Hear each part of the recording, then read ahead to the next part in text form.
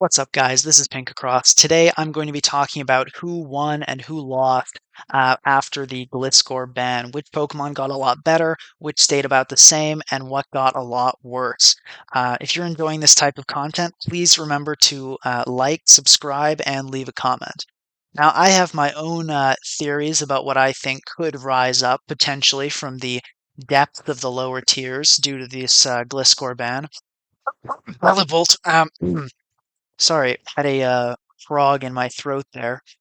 But today I'm going to be focusing on some of the Pokemon you're probably more familiar with that have been metagame staples, or I think could rise up to be metagame staples again now that Gliscor is gone. Let's get right into it. Clodsire and Ting-Lu were two very major winners of this Gliscor ban, both of which are spike setters, so you may be thinking that's just because Gliscor outclassed them, but that's not necessarily the case.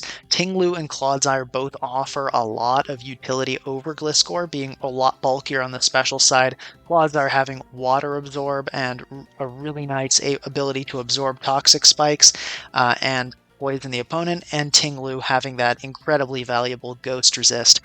The main issue with Gliscor in the tier is that it was, in most cases, a better spike setter, and also it really beat both of these Pokemon. Clodsire could not touch Gliscor, nor could Ting-Lu, and Ruination wasn't very effective against Poison Heal, and overall it was difficult to justify using either of these with Gliscor in the metagame. So now that it's gone, these two are going to be through the roof. In particular, I would say Clodsire has been really underrated. Next up, we have Sneasler. This guy has been on the radar for a ban for a while, and I think that's looking more and more likely.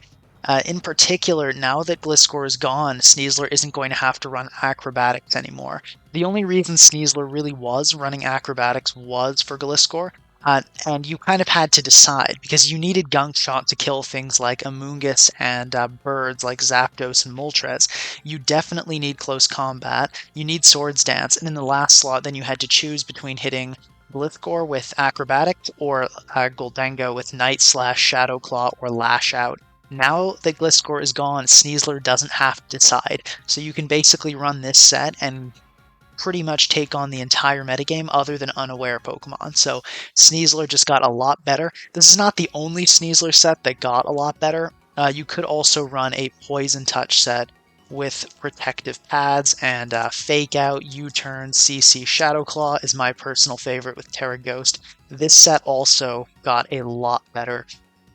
So overall, Sneasler has taken a huge rise thanks to this Gliscor ban. Next up, we've got Landorus-Therian. This is still not a great Pokemon in OU by any means, but there is now a reason to use it now that Gliscor is gone. If you really do need a pivot and a ground and flying type, you now still have it. It's not what Gliscor was, and even on offense teams, it was very difficult to justify using.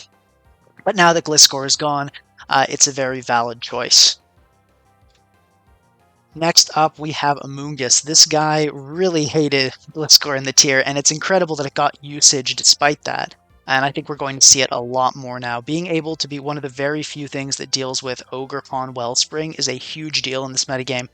But when it came to Gliscor, Amoonguss was forced to run Worry Seed to handle it, and that's not a move Amoonguss wants to be using a slot on when it already has a bit of difficulty with its 4 moves, and Worry Seed wasn't really that effective. Gliscor could just switch out, and usually it didn't take very much from toxic damage unless it stayed in for a very long time, at which point your opponent probably just made a mistake they wouldn't be likely to repeat.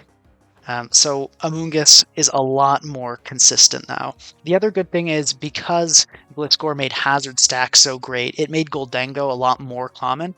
And Gholdengo is still a fantastic Pokemon, it'll still be everywhere, but that slight decrease in Gholdengo usage won't hurt Amoonguss one bit.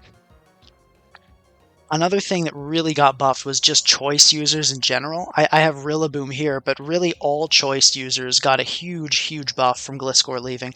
This could be your choice specs Dragapult. Oops, do not run choice Scarf Dragapult. This could be your choice specs Iron Valiant. All of these Pokemon really hated having a protect user in the tier that could really scout out whatever they were doing. So whatever choice Pokemon that used to be your favorite, Choice Banded, Dragapult, Specs Enamorus, Specs Goldengo, give it another go because it's probably a lot better than it used to be. Another thing that really likes the Gliscor ban is knockoff users in general. Especially some lower tier knockoff users, I think, could really see some usage and overused. We have Low Kicks, which recently got the knockoff as a buff. We have Alolan Muck in particular, absolutely hated Gliscor. So now this set will become a lot more threatening, especially with Rillaboom in the tier as really good grassy terrain support. I think a team with a Muck set like this alongside Rillaboom could be absolutely terrifying right now. But really, the knockoff absorbers in the tier are now just Corviknight and Clefable. So, if you look at the things that learn knockoff, Gliscor was a major limitation to a lot of these. And if you see the knockoff users in OU, a lot of them had some way around Gliscor and some way to pressure it. But a lot of these lower tier ones kind of struggled against Gliscor. But now that it's gone, I think we may see some of these lower tier knockoff Pokemon rise up, and now that their utility will be more helpful, because overall Corviknight and Clefable are not nearly as effective as knockoff absorbers. And that's a big deal on why Stall has taken a huge hit. So this is the only thing I would really say has had a major loss due to Gliscor leaving are Stall teams. Stall teams in Gen 9 have thus far been really heavily heavy-duty boot spam oriented, mainly because of how powerful Hazard Stack is, and since Stall has no reliable way to remove hazards with Goldengo around, the only way to avoid losing to hazards, since Stall switches around a lot, is spamming heavy-duty boots. Now, a lot of the increased knockoff distribution was really bad news for Stall, and it hurt the playstyle significantly, but it had one major thing on its side, and that was Gliscor. Because they had the best knockoff absorber in the history of Pokemon, Stall could still use Gliscor alongside 4 or 5 heavy-duty boots Pokemon, and the team would work relatively well.